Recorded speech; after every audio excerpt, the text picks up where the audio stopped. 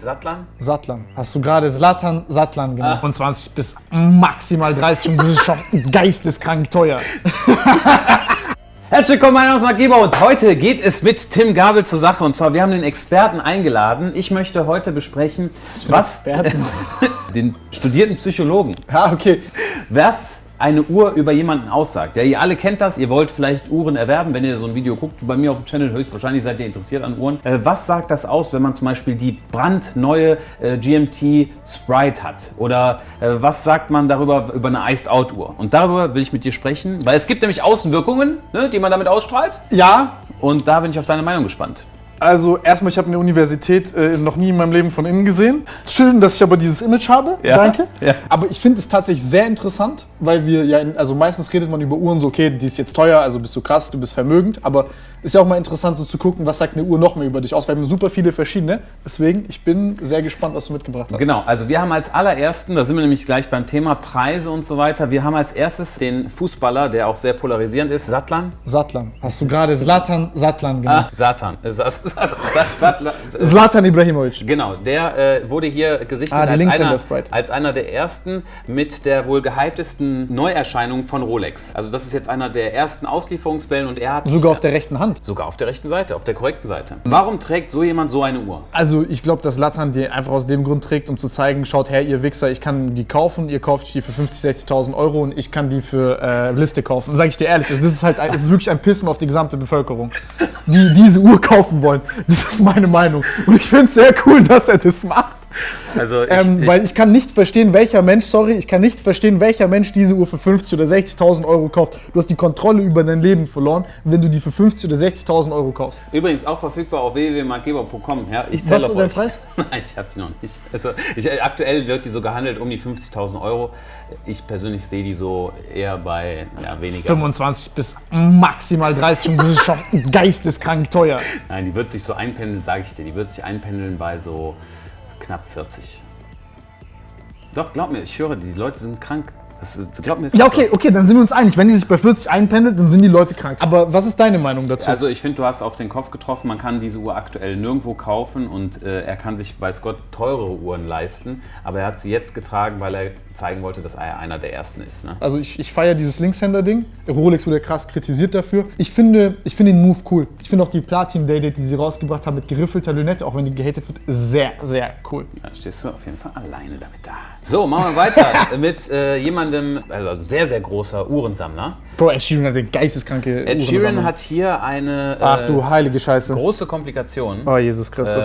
Das ist die Referenznummer 5208 in Platin. Das ist ein ewiger Kalender. Ewiger Kalender, Minute Repeater und, glaube ich, Monopusher Chronograph. Wie dick ist die? Die ist schon sehr dick, mit 42 mm, das hat schon einen richtigen Aufbau. Zum Beispiel hier ist es so, bei dieser Uhr musst du persönlich dich in der Schweiz halt, also dein Konzessionär. Bei Mr. Stern.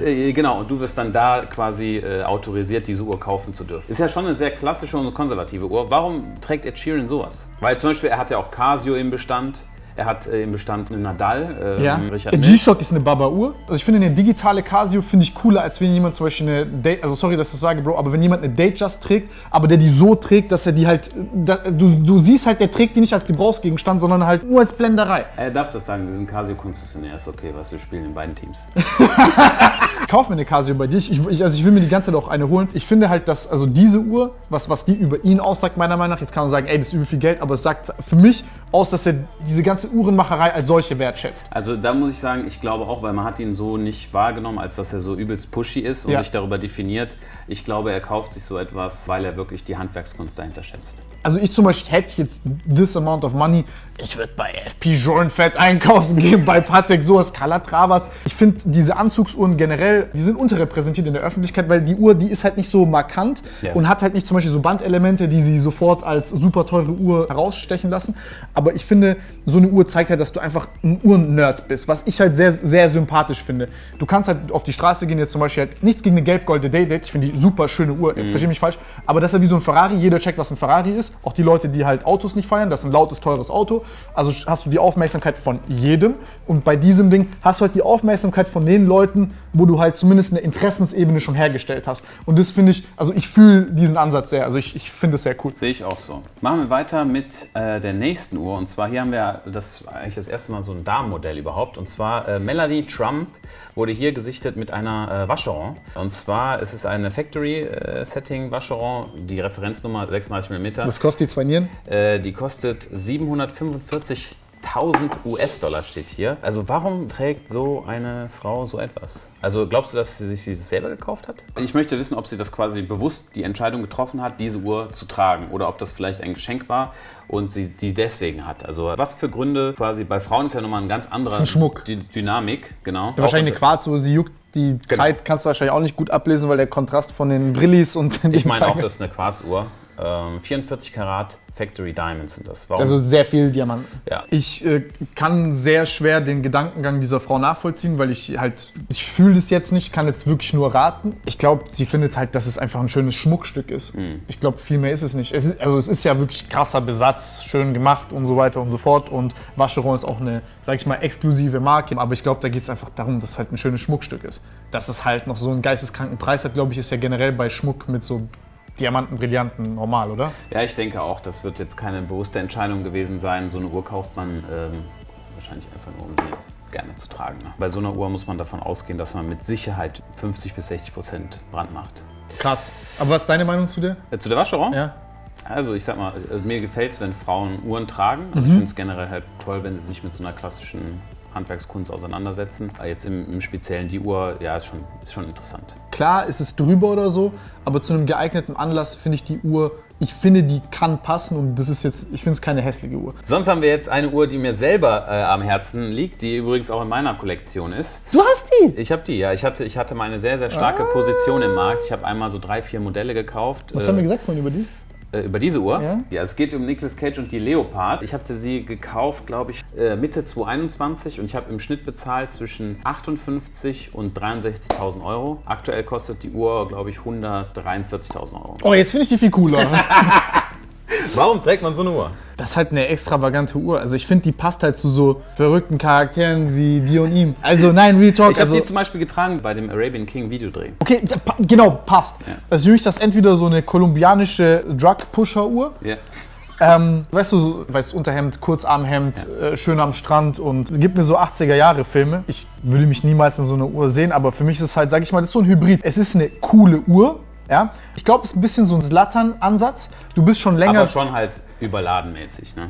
Auch auf so eine abgefuckte Art und Weise überladen. Zum Beispiel, viele werden dieses angucken und sagen, Gottes Willen ist die hässlich. Also ich habe noch keinen kennengelernt, der gesagt hat, dass er die Uhr feiern wird. Zum Beispiel auch bei unserem Portfolio-Management, wo wir so Pakete machen. Ja. Ich kann eine Sache callen. Diese Uhr hier wird 200.000 Euro kosten in einem Jahr oder ein bisschen, gib ihr ein bisschen mehr, aber die Uhr wird die 200.000 Euro erreichen. Vielleicht geht es sogar schneller. Ich kann das jetzt hier sagen, wir werden uns sehen, aber wenn du es den Leuten zeigst, alle werden sagen, die ist hässlich. Ich persönlich finde die Uhr auch hässlich, aber ich finde zum Beispiel jetzt bei ihm, sie passt zu ihm. Für mich ist es, ich will nicht sagen, dass charakterstark ist, weil du irgendwie eine 200.000 Euro teure Uhr hast oder so. Ne? Du kannst auch auf den Flohmarkt gehen und dir dort abgefuckte Sachen kaufen. Bitte, hier geht es nicht ums Geld. Es ist irgendwie so ein persönliches Statement, weil es zeigt, dass du halt einfach ein bisschen abgefuckterer, verrückterer Charakter bist. Und du bist, finde ich, auch so auf deine Art und Weise. Und ich finde, es passt zu dir. Und dann würde ich sagen, die Uhr würde mir nicht stehen oder aus meiner Perspektive finde ich nicht schön, aber ich finde halt geil, dass du die tragen kannst. Ich habe die auch schon mal gehandelt für 25.000 Euro. Ne? Also es geht wirklich genau nicht, es geht nicht ums Geld, sondern es geht einfach darum, auch schon für 20.000 Euro wollte die niemand haben. Genau, weil das halt wirklich, also du musst es wirklich wollen, das zu tragen. Jetzt als letzte Uhr wollte ich über eine Sache sprechen und zwar Wolf of Wall Street hier. Ne? Aber die ist ja fake. Genau, die ist fake. Was sagst du über Leute, wir haben ja oft die Diskussion auch bei uns im Stream, Thema Fake-Uhren. Was ist deine Meinung dazu? Warum sollten Leute keine Fake-Uhren kaufen? Egal aus welcher Perspektive du dir das jetzt halt anguckst, dass du halt so schnell ein Statussymbol bekommst, ist halt der Weg dahin, sich eine Uhr leisten zu können, ist das viel interessantere, weil du es wertschätzt. Also es geht nicht darum, dass ich mir jetzt eine 20.000 Euro Uhr kaufe, sondern es geht darum, dass wenn dich das motiviert, eine 20.000 Euro Uhr zu kaufen, weil du das schön findest und weil du dir damit wie so eine Medaille selber umhängen willst, ey, ich habe was erreicht, ich zeichne mich selber damit aus, dann ist der Weg dahin, das ist für mich der Wert dann auch in dieser Uhr. Weil die Arbeit, die ich reingesteckt habe, das, was mich motiviert hat, das zu holen. oder ein Auto oder whatever.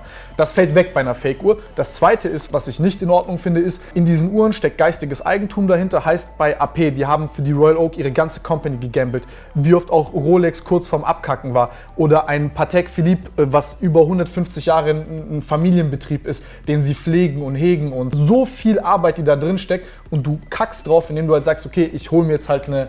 Aber ist doch so. Ja, es ist so. Ich sehe es genauso. Also wir haben diese Diskussion schon oft gehabt und gerade dieses Vorwegnehmen, das schnelle Befriedigen von dem Verlangen, jetzt eine teure Uhr zu haben, das sehe ich auch sehr kritisch. Leute sagen ja, wenn ich das mache, ist das ja nicht schlimm. Aber wenn sich jeder Mensch auf der Welt so verhalten würde, ist es nicht in Ordnung. Dann sage ich halt so, Bro, wenn du Uhren magst, kauf dir eine Casio und ob du eine 500.000 Euro Uhr trägst oder gar keine Uhr, Bro, am Ende des Tages ist es der Charakter, der den Scheiß trägt. Und darum geht's. Überbewertet es nicht. Du bist kein besserer Mensch, wenn du eine Uhr trägst. Ich meine, du siehst doch selber, wie das ist. Ja. Sehr, sehr schöne Worte zum Ende. Das war's schon mit diesem Video. Lasst uns gerne wissen, was ihr in den Kommentaren davon denkt. Ja, habt ihr auch so gewisse Sachen, die ihr assoziiert mit den, zum Beispiel, dass der Hublot-Träger immer so aussieht oder dass der, Offshore-Träger immer so aussieht. Lasst mich gerne wissen und dann sehen wir uns beim nächsten Mal. Vielen Dank, Tim. Bis bald. So sieht ein Hublot-Träger aus. Ciao, ciao. Ciao.